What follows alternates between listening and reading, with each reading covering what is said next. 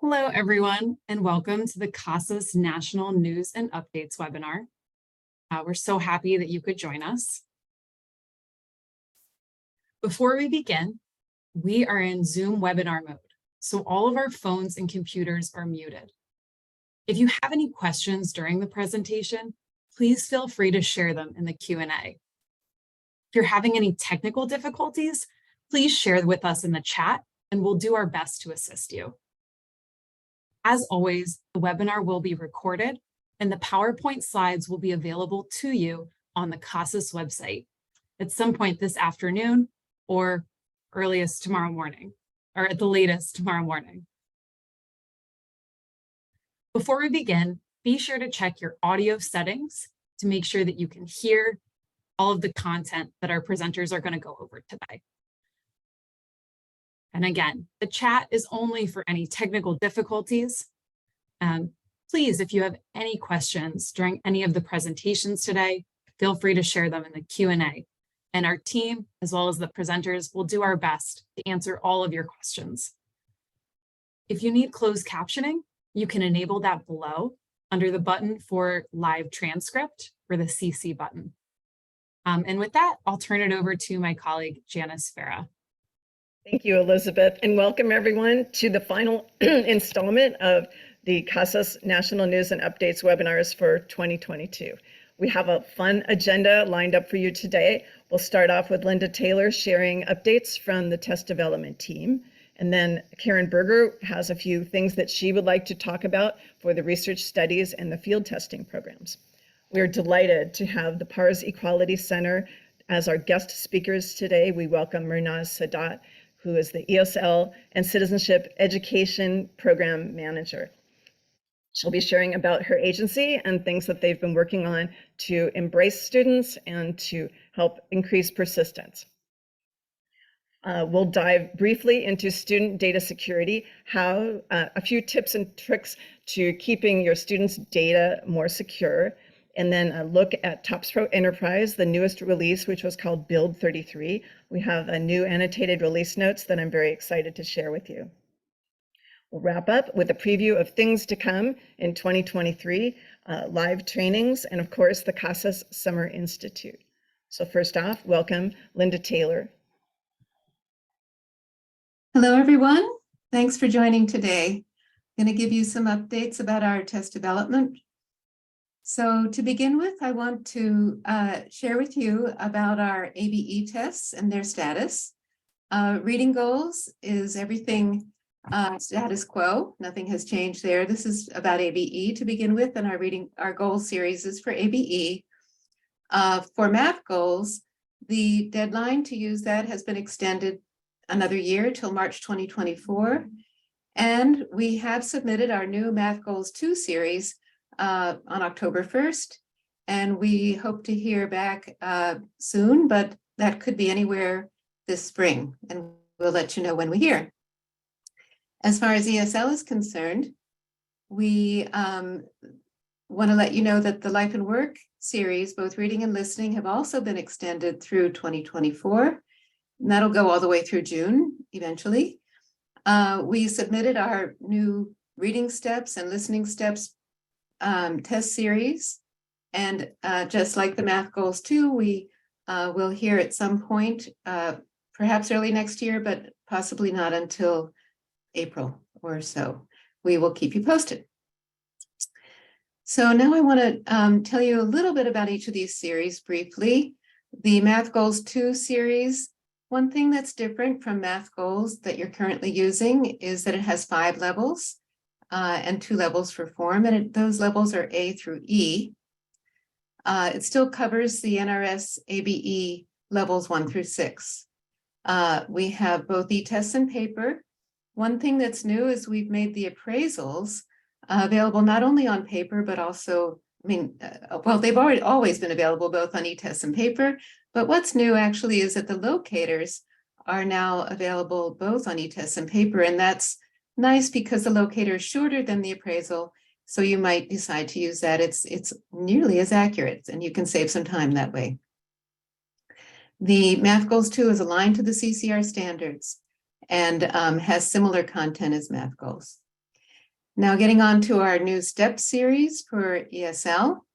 The acronym everybody wants to know is Student Test of English Progress and Success. Like the Math Goals 2, there are 5 levels, A to E, and 2 forms per level. And like the Math Goals 2, it's available in these different delivery modes. I just want to show you briefly the test design, where you can see that the NRS levels are covered in this way. Level A has NRS 1 and 2, and then level E has 5 and 6. And the test levels in between, levels B, C, and D, have overlapping levels. So level B has 2 and 3. So level NRS 2 occurs in both level A at the end of it and level B at the beginning of it. So this is how the series is designed. Then what I want to most talk about today is about the content of the STEPS test series. The most important thing for you all to understand is that these tests are aligned to the English language proficiency standards, and that makes them different from life and work in significant ways. So there's increased focus on the content standards. We still have the competencies. They're still embedded in our everyday life skills, but they are academic and focus on measuring these content standards, which are the ELP standards. So the item types, if you're already familiar with reading goals, are similar in the new STEP series. And one thing we'd like to share with you today, we're very excited to bring them out for the first time, is we have blueprints for reading and listening. So here we have the reading steps test blueprint, beginning with level A. You can see there's a chart, a graph at the top that gives you a visual look at it, and then we have a table for those of you who prefer to see it that way. So at level A, we have high frequency vocabulary in the form of pictures or photographs, and that's a big chunk of the test. 43% of the level A test forms are this high frequency vocabulary. There are also some text items, 15%, that's vocabulary focused, then numbers and details. So, and if you see in the chart below, it lays it out in pretty good detail that the photo items are, as noted above, 43%. The vocabulary and text could be words or could be abbreviations. There's a whole section on numbers, and then there are retelling key details. Then when we get on to level B, we can see that vocabulary is much less a part of it because it's more advanced. And details are a big chunk of this level. And we introduce main idea. Then level C, again, vocabulary is about the same. Details quite heavy. And here we introduce, in addition to keeping on with main idea, we have inference, and that increases the cognitive complexity of the items on this test. So on level D, and we're going to post these so you'll be able to study them. And I do want to point out too, I didn't mention that for each of these pages, for each level, they correspond, as I showed you earlier, to an NRS level. In this case, level D is levels 4 and 5, and to the English language proficiency standards. In this case, it's levels 3 and 4. And here, excuse me, you can see, excuse me, a lot more inference, 18% on this test, and a lot more main idea. So as the tests become more difficult, these more cognitively complex items increase. All right, level E, we have one new area, point of view and supporting evidence, and that's 22% of the test. And so in addition to author's purpose, which was introduced earlier, and author's point of view. So you'll be able to study these. We're going to be doing training on all of this, but we wanted to get it out to you early so you can start to get an understanding of what the content, especially in terms of the ELP standards, is on these tests. Now on listening, on level A, we have what we're now calling dialogue, and that is what you may be familiar with as the next response or the next line items. And that's where the task is to continue the conversation. So the student hears a dialogue and then they're asked to decide what is the next most appropriate thing for someone to say. Here again, like in reading, the vocabulary makes up a very large part of the level A test, and then there are details. On level B, you can see that again, we bring in main idea at this level and have the other two categories as well. Level C, it's much more evenly balanced among these three content areas. And one thing that just there's a little bit of to begin with at level C is summarize. When we get into level D, that becomes much more, still 15%, but summary is something that is a featured skill in the English language proficiency standards. And it's something that you may not be teaching now. So this is really important for you to understand that this is a new area that you'll need to train your students. What does summary mean? Because they're going to be asked what's to summarize, and that even that vocabulary word they'll need as part of your test preparation for the new series. Level E, you can see the summary turns out to be 23% of the test. So in addition to more of the main idea as well. So I hope this gives you a good sense of the new test series and some of the content. As I said, we'll be posting these blueprints on our national webinar page, and soon we'll have on our CASAS website a page for the listening steps and reading steps. So keep an eye out for that. We should expect to do that by the end of the year.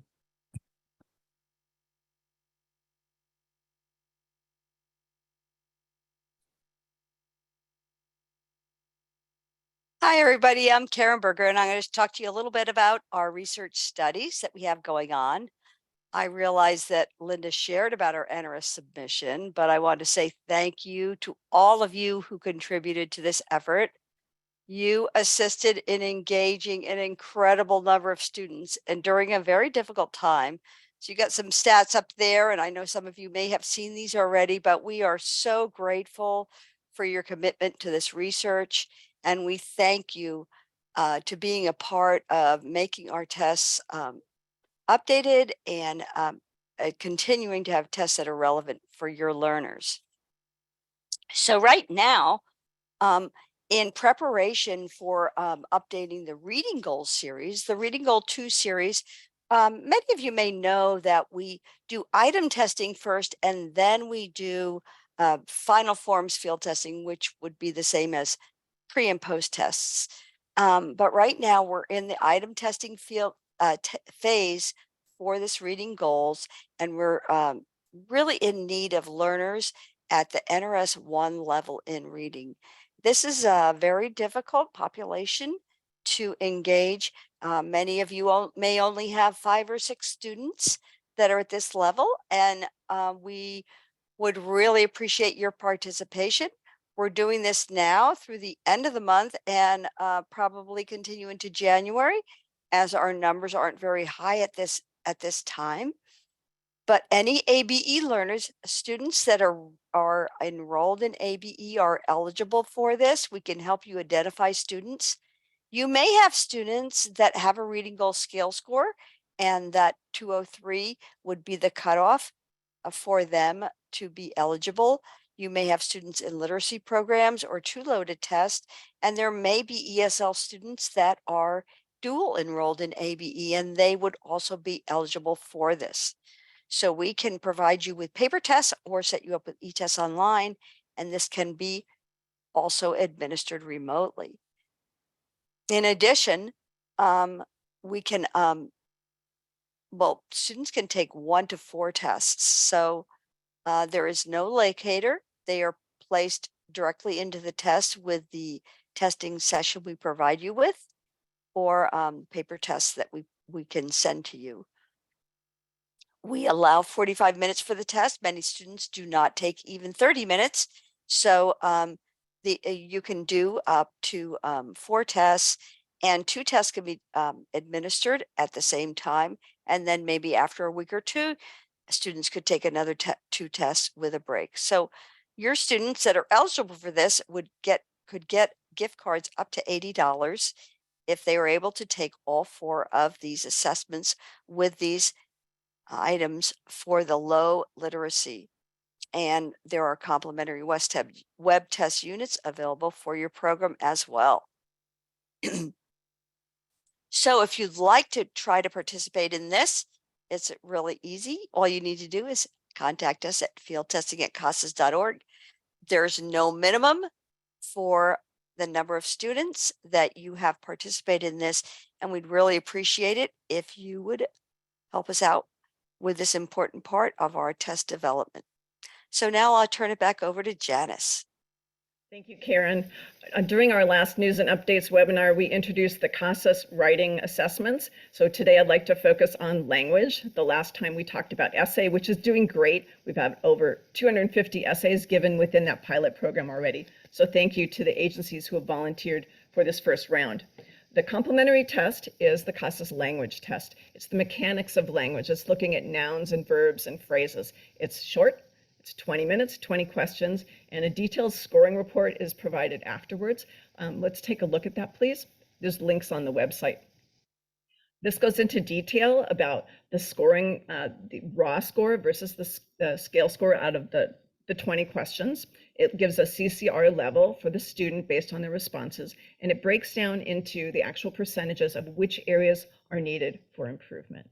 So if you're interested, please do reach out to fieldtesting@casas.org, and we will try to get you enrolled in that pilot test for the language test.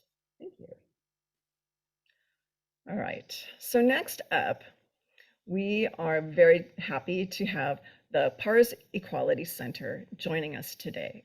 It's such a joy for me to find agencies that are flourishing. And we look at the unique ways that agencies have helped students changing their lives. I welcome today Mernaz Sadat. She is the ESL and Citizenship Education Program Coordinator for PARS Equality Center. Welcome, Mernaz. Thank you for joining us. Thank you, Janice. Hello, everyone. This is Mernaz Sadat, ESL and Citizenship Education Program Manager at PARS Equality Center, Los Angeles. PARS Equality Center is a nonprofit organization based in California, San Jose, Los Angeles, and remotely in Vermont. PARS is a trusted, well-recognized nonprofit organization for Middle Eastern communities in Los Angeles County, providing a warm cultural haven for hundreds of refugees, immigrants, and asylum seekers every year. Because there are so few trusted organizations in these neighborhoods providing social and immigration services in Persian, Farsi, and Dari, PARS rapidly became an invaluable local resource where underserved newcomers were confident that their needs would be met. PARS Equality Center is truly regarded as a home away from home, and our staff have known many of our clients and their families for several years.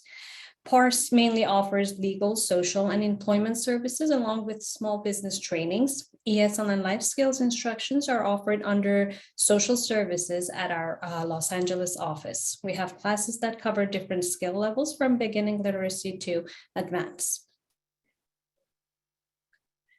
Our ESL program got funded by VOA in July 2020 for the 2021 program year. PARS is one of the only community-based organizations that is funded by VOA to provide ESL program to Persian-speaking immigrants and refugees, which is becoming more important because of the new wave of Afghan refugees.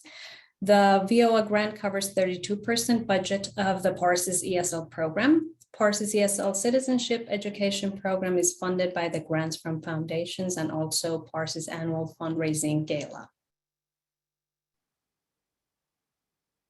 Late 2015, we completed the implementation trainings and ordered the testing material. In February 2016, we adopted CASAS paper-based test as our main intake placement system. In order to make sure students were eligible to take the appraisal test, we interviewed every single person and asked them to take the reading and listening tests on the same day.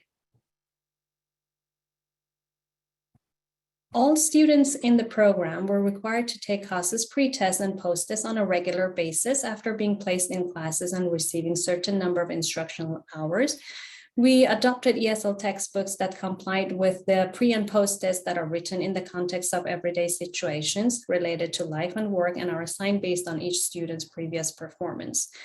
The test results were required to report individual progress and skill level based on special skill level descriptors. Collaborating with PARS Employment Services, these reports could assist the team in finding more appropriate jobs for clients who were also taking the ESL classes by tracking each student's progress. This line chart here is from the early implementations of CASAS. It shows a student progress in spring 2016 after receiving 40 hours of instruction based on the skill level descriptors for ESL. Student was originally placed in a high beginning class and actively participated classes and studied regularly. The data reveals how instruction and practice can help an adult learner reach the benchmark to be placed in a higher level and show progress. Same testing method continued until March 2020 that the pandemic hit the world and we were asked to close the doors to public and start remote work. We designed new curricula for online classes through Zoom, spoke with CASAS specialists to conduct remote testing. So in May 2020, we received a checklist from CASAS with 12 steps and training links for each to go live. We followed these steps, basically completed all the required trainings, set the online account, added sites, and set 2 stations at home to begin testing. We have been on remote testing since then. And here I would like to thank CASAS Tech Support for their hard work and patience in answering all the questions and trying to resolve any issues.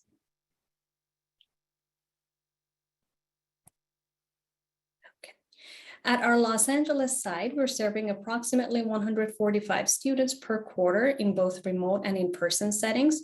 For learning gains, we look at paired pre and post tests. This is the summary of the learning gains for last year. Learning gain for 2021-22 program year was 11.6 for our ESL program. We believe that the following subjects have been attributed to our students' persistence rate. First is the close interaction with the students. We receive feedback from students and try to do our best to meet their needs. For example, being flexible in changing the class time, understanding cultural differences. Most of our teachers and staff are bilingual and have a good knowledge of clients' cultural background, which makes it easier to use examples that students understand and identify with. Integrated services. Our clients utilizing our legal and employment services are referred and introduced to all available services at the same time. Financial assistance. We have certain financial assistance for those who are eligible. Providing textbooks is one example. The standard placement system, along with midterm and final tests that can evaluate students' progress, is always encouraging. We offer both remote and in-person classes. This has solved some commute issues that we had in the past. Our quarterly based ESL program offered in literacy to advanced levels makes the program available to all adult learners who would like to improve their language skills based on their knowledge. Here, I'd like to talk about our enrollment and placement system.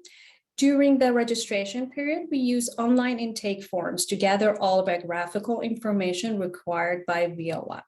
We schedule time slots for placement tests ahead of time. So after students fill out the form, they're redirected to the online appointment system to make appointments for taking the placement test.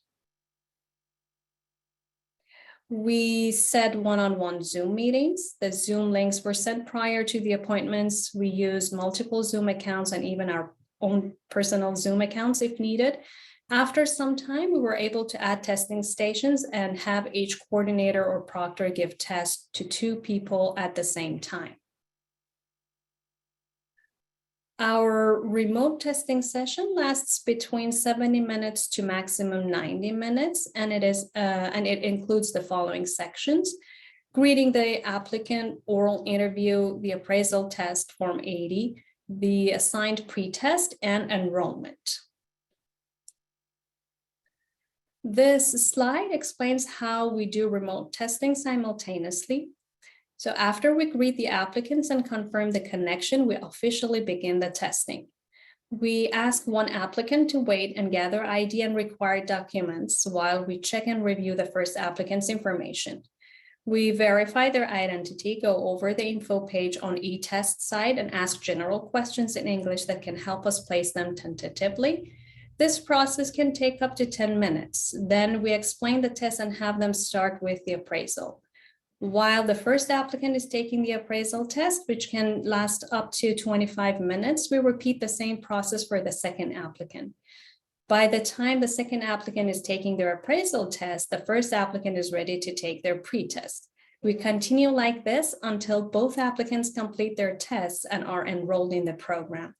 Basically, each proctor is giving tests and monitoring 2 applicants at the same time by switching between 2 different Zoom meetings on 2 devices, making sure audio and video are both under control.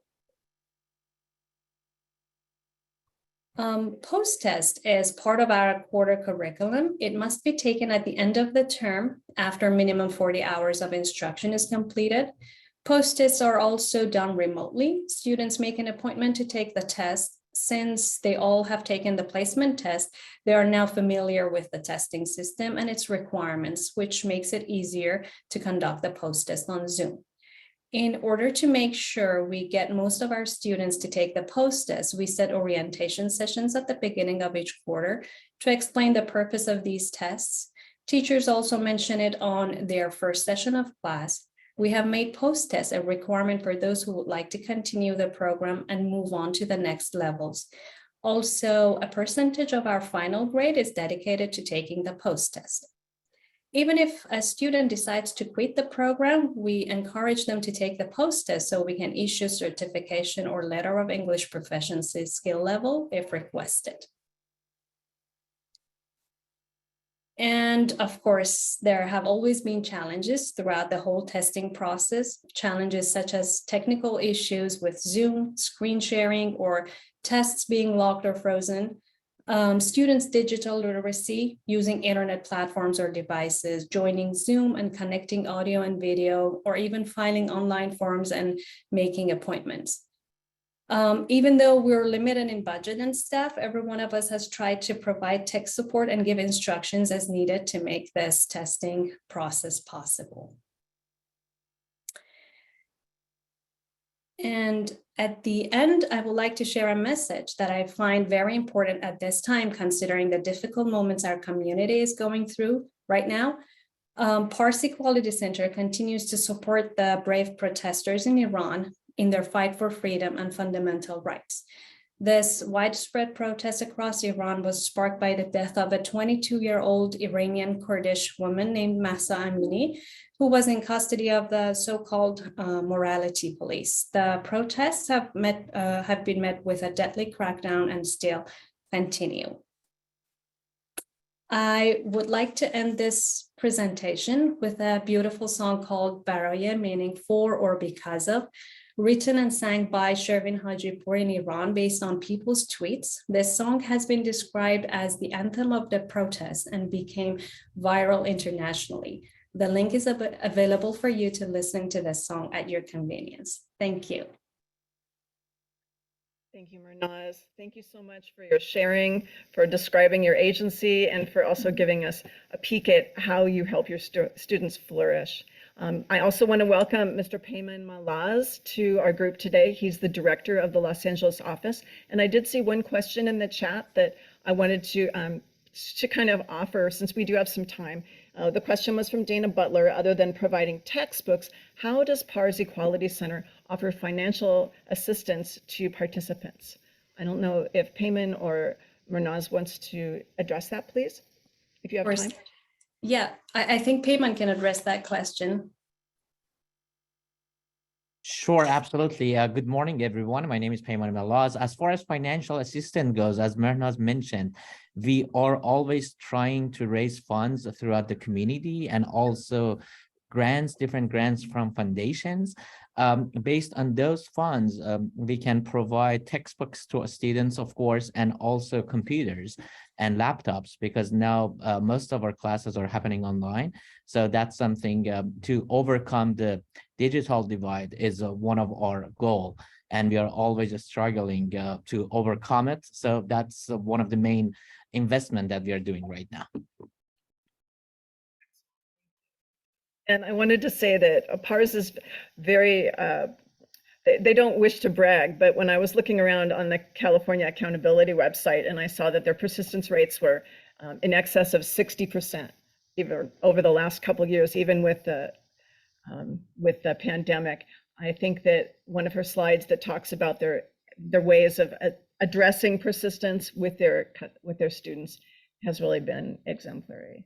Let me look for any extra questions if I have time. I think, Mernaz, maybe you have a few that you can answer, some technical ones in the Q&A afterwards. Of course. So I'd like to say thank you so much. We enjoyed your presentation. Thank you. Thank you.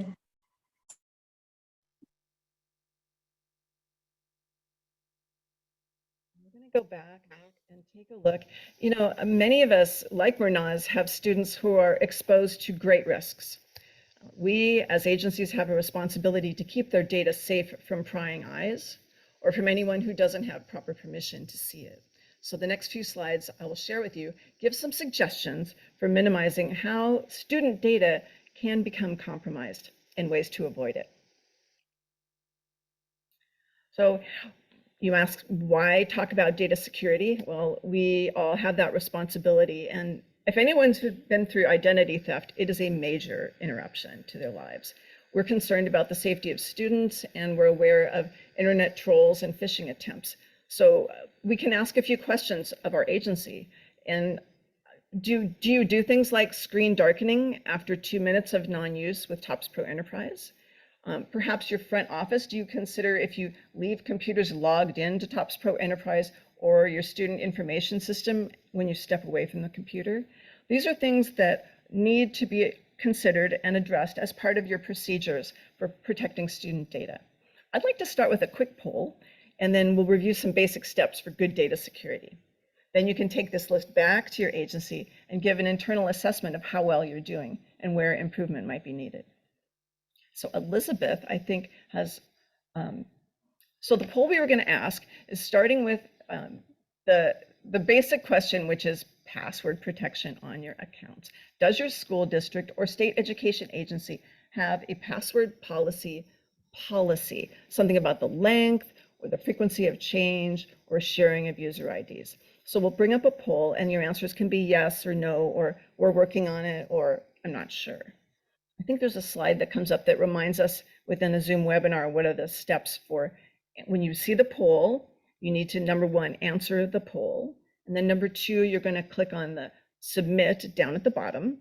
And then after we've accumulated enough responses, Elizabeth will share the results. And when we're all done looking at the results, you will need to click on the red X in the top right corner, and that will close the poll so that you can go back to viewing the PowerPoint slides. Okay, so I think we're launching the poll now. Do you all see it? Yes, good. I can see that the numbers are coming in. So the question again, if you're joining us via phone, I apologize, I don't think you can answer, but does your school district or state education agency have a policy about passwords, such as the password length or the frequency of change? Yes, no, we're working on it, or I'm not sure. And it looks like yes is by far the highest recipient of answers, 73% right now. Very good. Thank you for sharing. Appreciate that. Most of us know that that's a really important policy to set. Okay, Elizabeth, do you mind if we go ahead and end the poll and share the results?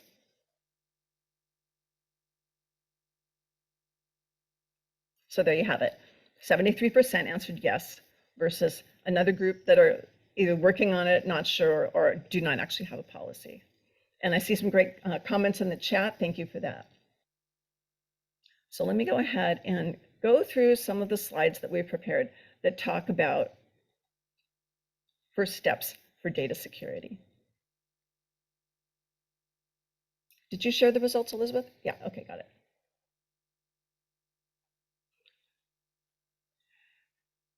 Rule number one, I would like to just encourage everyone, is don't mail anything that contains student identifiable data. And I'll tell you that the CASAS tech support team occasionally has to kind of cover their eyes because in comes these screenshots and they're very helpful for solving technical problems, but be very careful. We ask that you would either blot it out or I'm going to teach you a few tricks in the next few slides about ways within TOPSpro Enterprise when you're generating a report to hide the areas that contain student identifiable data. I want to encourage you also to consider where your printed student information belongs, which is a locked cabinet. The U.S. Department of Education administers and enforces FERPA. I have a link here if you'd like to get more information. It applies to any agency receiving funds for students, not just K through 12.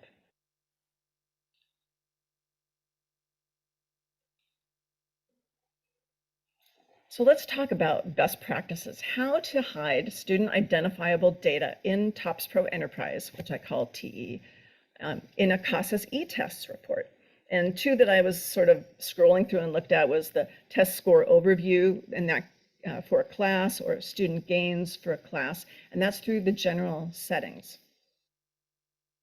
And this slide is a little bit of a squinter, but it shows the setup section called it's called the student print options in general settings. And it's included in dozens of TOPSpro Enterprise reports. So if you set this to ID instead of name, where the red arrow is pointing, the report will no longer show their first and last names.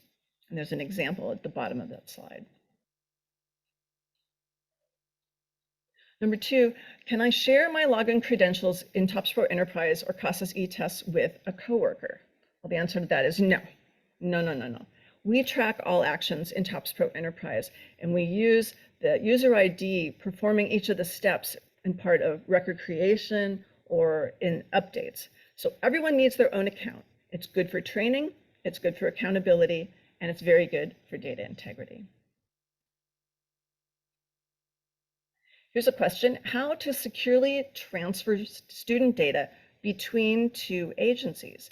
And examples of this could be migratory farm workers, continuing education post-incarceration, WIOA 1 and 2 partnerships, and there's a great document on CASAS.org which goes into detail. It's a little bit of it takes several steps to set it up properly because there's a kind of a permissions back and forth that goes between the first and the second agency. The best way to do it is to set it up with a permission during intake. So when the students have signed a consent, and you mark that in TOPSpro Enterprise, then the data sharing wizard can send notifications via the start page to the receiving agency, and then the data can be shared. Again, lots of details. Please read the document if you're interested in this.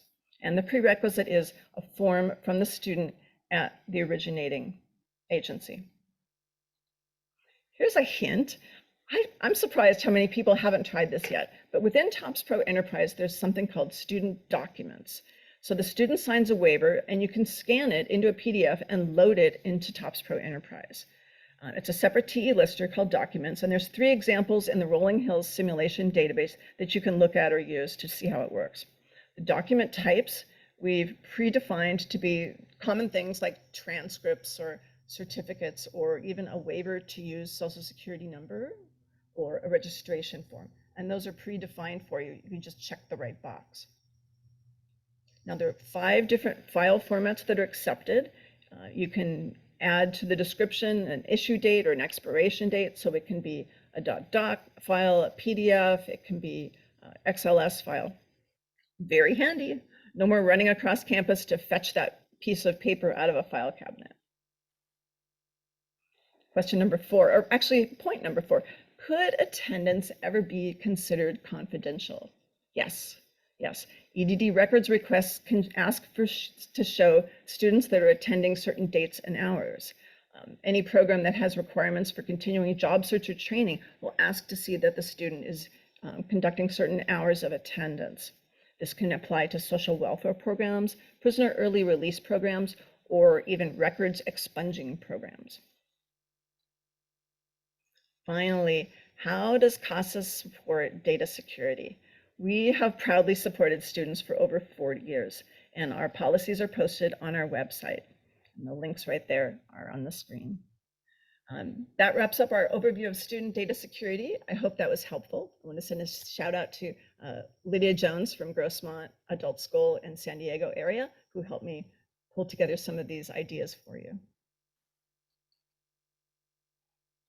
Okay, switching gears, I wanted to share a brief technical tidbit this month. Last month we talked about eTests, and today I'd like to talk about TOPSpro Enterprise, the release notes that we publish. Like all software products, each release of TOPSpro Enterprise publishes a list of changes and additions. It's posted in 2 places as a Word document within TOPSpro Enterprise. One is on the TE Start page, and the other is on the Help menu. But sometimes you might need a little bit more detail than those 1 little sentences. Or maybe you're a visually oriented person like me and you would like to see it.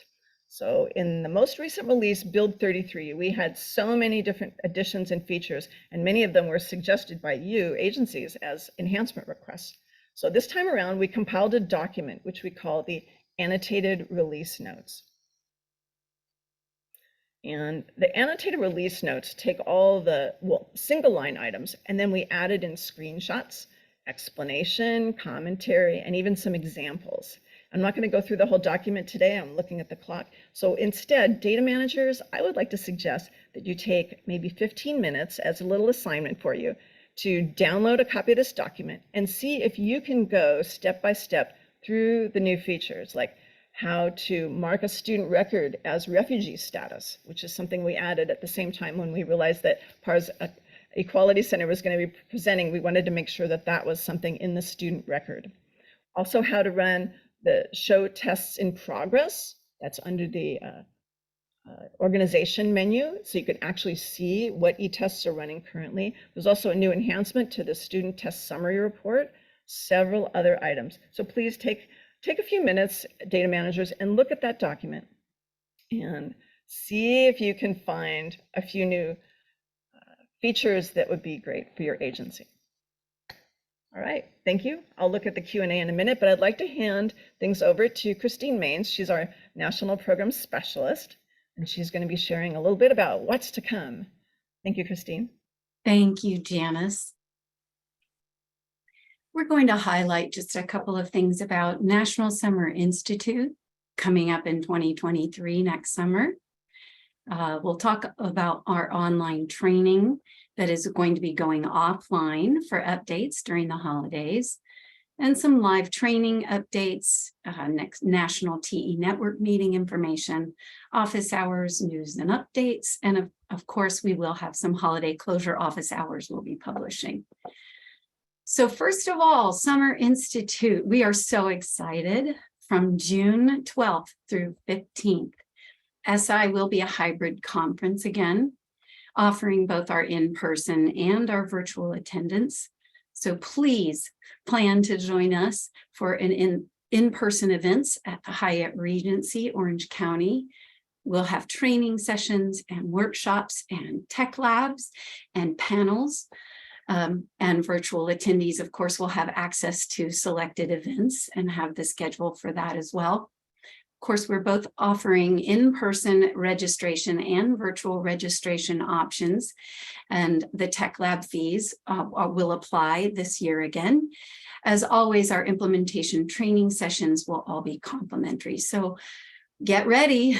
Summer Institute registration opens January 6th. So we will be back in Orange County. We encourage you to start planning ahead now, set those kayak ticklers. We hope that you'll consider joining us virtually or in person for our annual Summer Institute. And again, that registration will open January 6th. And I'm posting the link in the chat right now where you can find more information about Summer Institute. So we are going to be updating our CASAS online website. We will be offline from Monday, December 1st through Monday, January 2nd. So it's really important to know that we are making efforts to hear what everyone provides us feedback to upgrade our training site to better meet everyone's needs.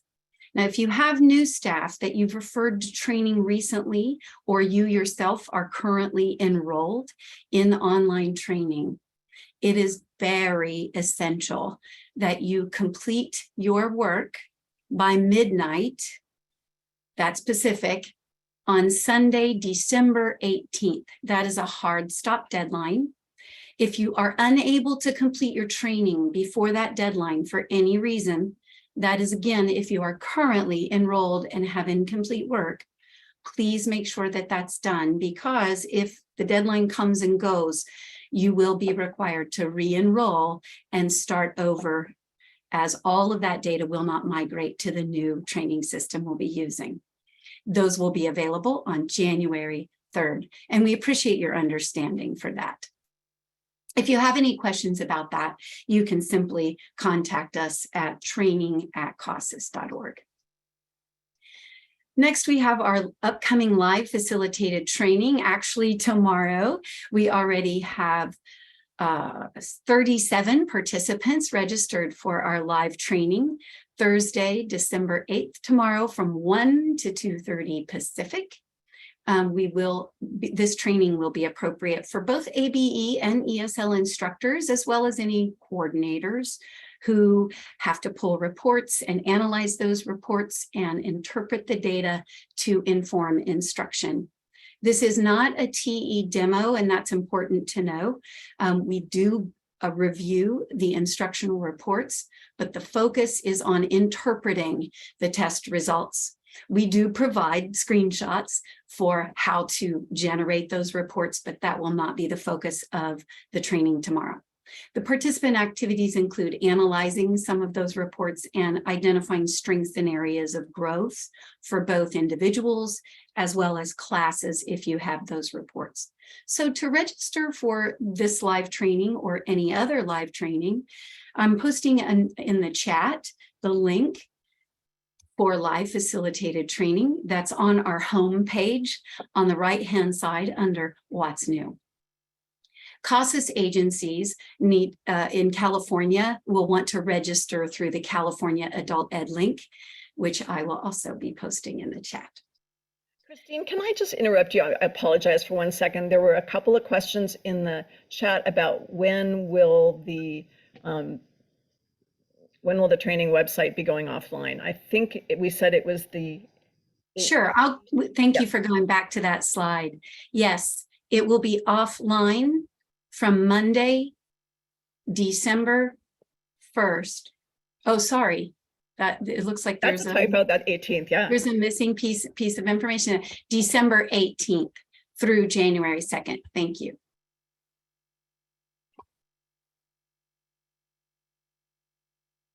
So upcoming live training, also save the dates for 2023 live training.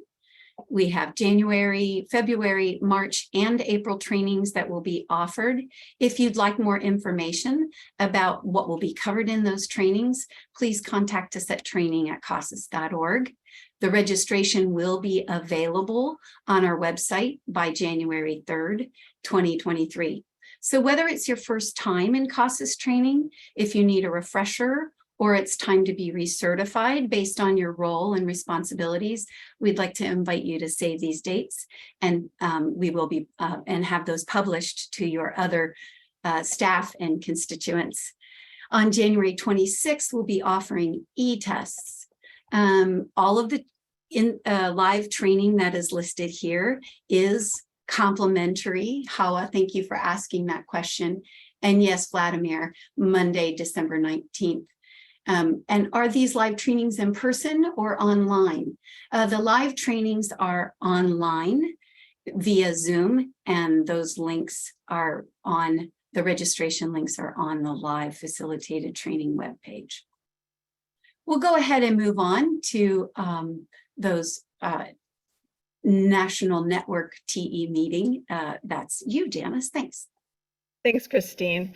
Not only is the National TE Network meeting an opportunity for professional development for CASAS users, it's also a great opportunity for any TE TOPSpro Enterprise users, whether you are in California or across the nation. We are so grateful to have Jay Wright presenting these. We have a whole repository of Zoom videos with agendas and handouts. So if you have a chance and you want to go to that website and look and see what are some of the past presentations, it's really a treasure trove. The next one coming up will be in February the 3rd, 9 o'clock in the morning Pacific time on Friday. He will be going into whatever topics are current in all things TOPSpro Enterprise and NRS accountability. Let's see what else we have on the agenda coming up. Quickly talking about office hours with the CASAS staff. We have those on Fridays at 11 o'clock Pacific, 2 p.m. Eastern. Save the date, January 20th and February the 10th are both blocked out for times where you can come and join us one-on-one. We usually have someone from tech support, someone from the training team, and we host whatever questions you want to bring to us. If it gets a little involved, we'll go off into a breakout room and discuss in more details. But thank you for all of everyone who's joined us in 22 to share your thoughts and your feedback with us. The next CASAS National News and Updates webinar will be in the new year on Wednesday, February the 8th, 2023. There'll be signups for that as well. Let's see if we have anything else. Oh, office closures for the end of the year. As we close out 22, we want you to know that we're going to be taking our winter break Monday, December 26th, and we will reopen on Tuesday, January the 3rd. We also have a scheduled day of closure for Martin Luther King Jr. Day. This is a chance for our whole CASAS family, and including tech support, to be taking a break as well. So let us know if you have any questions during that time. We'll be responding after January 3rd. And that pretty much wraps up our presentation for today. Thank you for attending. I want to say a big thank you to Mernaz Sadat from Parsi Quality Center and Payman Malaz, the director of the Los Angeles office. If you have additional questions, please reach out. These are all of our different email addresses that you can reach: field testing, tech support, general questions, remote testing. We'd be more than happy to help you. And that pretty much wraps it up for today, unless anyone has anything else they need to share from the team. Very good. Thank you. I appreciate your help today. Thank you to my CASAS team for making it all happen.